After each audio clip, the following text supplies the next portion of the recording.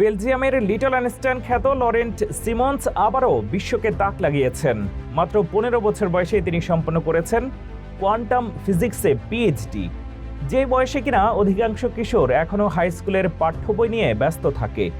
Flemish TV network VTM জানিয়েছে, Antwerp বিশ্ববিদ্যালয়ের এই সপ্তাহে লরেন্ট তার ডক্টরাল থিসিস ডিফেন্ড করেছেন এবং পরীক্ষকদের সর্বসম্মত স্বীকৃতি পেয়ে আনুষ্ঠানিকভাবে ডক্টর সিমন্স উপাধি অর্জন করেছেন।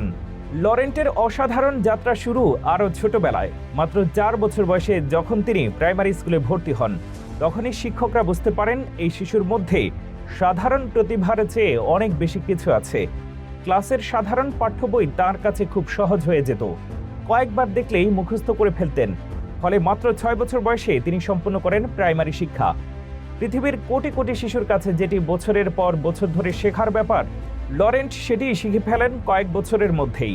এরপর তার শিক্ষা জীবন যেন এক মহাজাগতিক গতিতে এগুতে থাকে। 12 বছর বয়সে তিনি কোয়ান্টাম ফিজিক্সে মাস্টার্স ডিগ্রি সম্পন্ন করেন এবং সেই পর্যায়ে শুরু হয় তার প্রথম গভীর গবেষণা।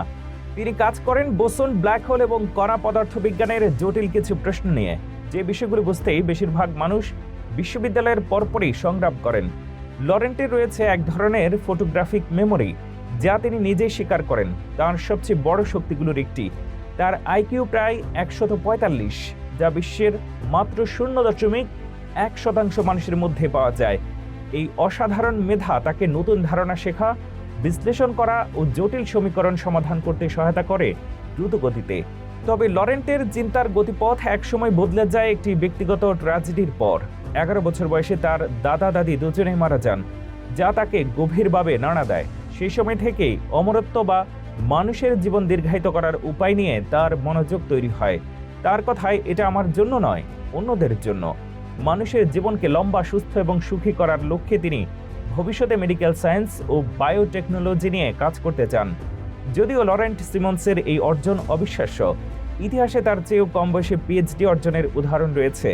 গিনেস রেকর্ড অনুযায়ী 1814 সালে কার্ল উইট মাত্র 13 বছর বয়সে ডক্টরেট ডিগ্রি পান, যা আজও বিশ্বের সর্বকনিষ্ঠ পিএইচডি অর্জনকারীদের রেকর্ড।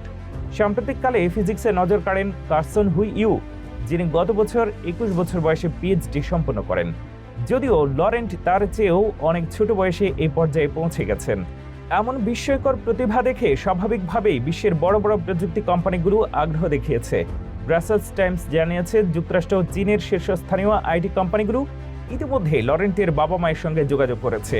তারা চায় লরেন্টকে নিয়ে গিয়ে তাদের গবেষণা ল্যাবে যুক্ত করতে। তবে পরিবার আপাতত সব প্রস্তাব ফিরিয়ে দিয়েছে। তাদের প্রত্যাশা লরেন্ট যেন নিজের গতি ও পছন্দ অনুযায়ী বেড়ে উঠতে পারে এবং নিজের গবেষণায় স্বাধীনতা বজায় রাখতে পারে।